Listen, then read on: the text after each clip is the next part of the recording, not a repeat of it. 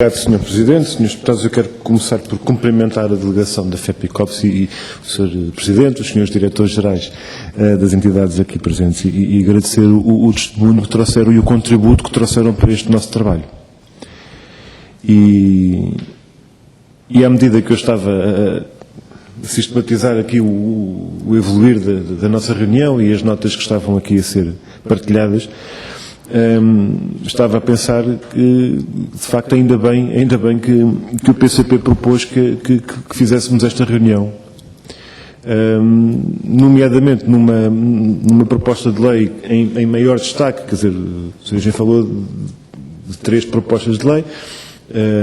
Nós temos vindo a discutir mais vezes as outras 2, aquela do regime da construção praticamente não se tinha discutido até agora, e era importante termos uma reflexão sobre isso, porque esta não é uma lei qualquer, isto não é uma questão qualquer, isto não é um regime qualquer.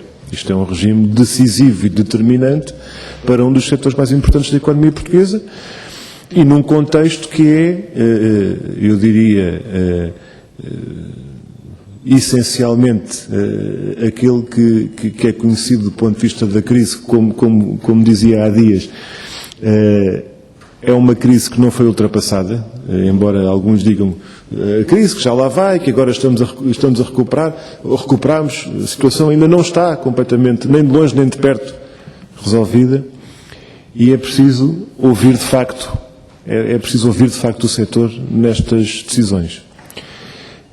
E por isso é um balanço muito positivo que nós fazemos relativamente a esta opção que foi acolhida imediatamente por parte do Grupo de Trabalho da proposta do PCP, no sentido de ouvir a FEPICOP.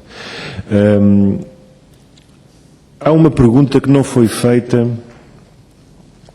e eu admito que, pelas razões que tenha sido, a questão não foi abordada na intervenção inicial. É que, como costuma dizer o nosso povo, para pior já basta assim, não é? E em larga medida, a crítica que o PCP fez no plenário da Assembleia na discussão destas propostas, em termos de debate na generalidade, era, por palavras diferentes e por uma abordagem diferente, ia no mesmo sentido das preocupações e dos alertas que o Sr. Engenheiro aqui nos trouxe. É que, de tanto falar na sacrossanta livre concorrência e de tanto falar nas questões do mercado e da simplificação e da liberalização e da desregulação, nós acabamos por ter um mercado, e ainda por cima um setor com a diversidade e com a realidade que tem este setor em Portugal, acabamos por ter um mercado que acabará por ficar na mão de um poder económico, ainda por cima até transnacional, que não corresponde ao panorama que temos hoje, com consequências muito perversas e muito contrárias àquilo que são os propósitos enunciados e os objetivos afirmados. E, portanto, quando nós, por uma questão de abordagem teórica, acabamos por estabelecer regras que acabam até por ser profundamente contrárias a esses objetivos proclamados, nós temos uma arma apontada ao setor em larga medida, e é esta diversidade que existe do ponto de vista empresarial, do ponto de vista da atividade que é desenvolvida. E a pergunta muito concreta que eu gostava de lhe colocar à Federação é: se consideram que esta lei, com as preocupações e com as alterações, digamos assim, que resultassem da vossa reflexão, se tudo o que disseram fosse acolhido, se consideram que ainda assim o país ficaria com uma lei melhor do que aquela que tem hoje.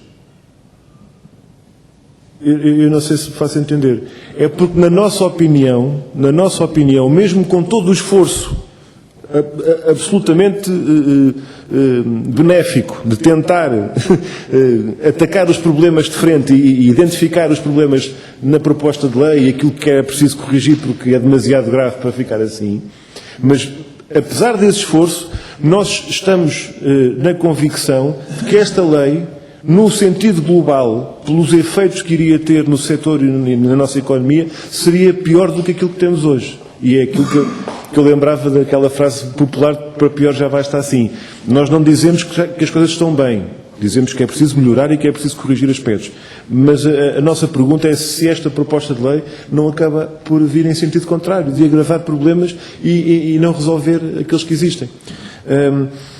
E fala-se na ideia do objetivo de não facilitar, mas sim simplificar.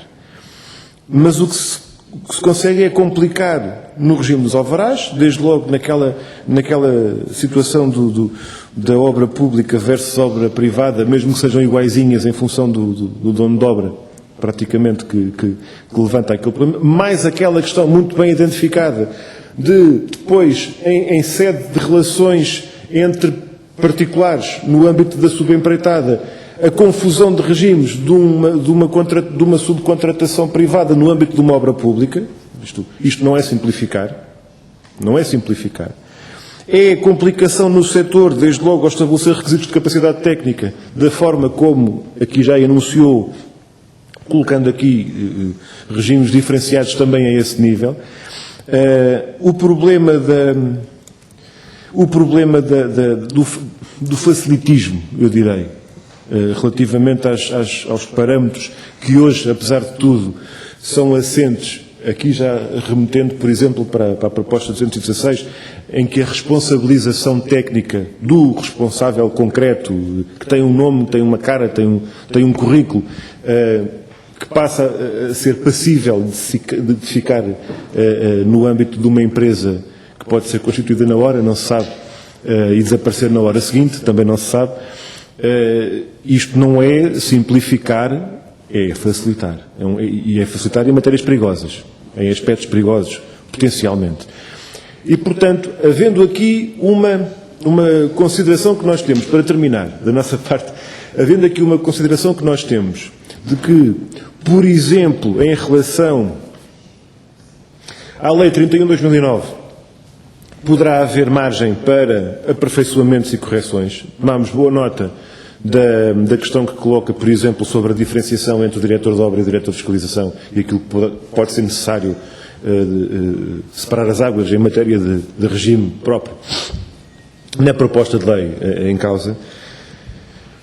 Temos uma questão, como sabem, como é conhecido, da nossa parte, em relação à porta fechada e ao arquivamento para sempre daquele regime do 73-73 e a obrigatoriedade que é colocada. Isto, digamos, em termos de setor, à escala que se trata, não estamos a falar nem de pontes, nem de grandes edifícios, estamos a falar da escala que está prevista naquele decreto-lei.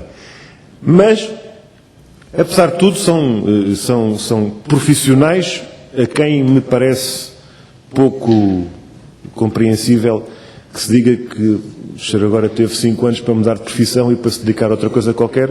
Portanto, se não se dedicou a outra coisa qualquer, azar o seu.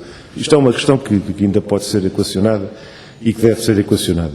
Mas, depois, no concreto, podemos aperfeiçoar. É uma oportunidade que temos e, portanto, não tratamos liminarmente da mesma forma como tratamos a 226.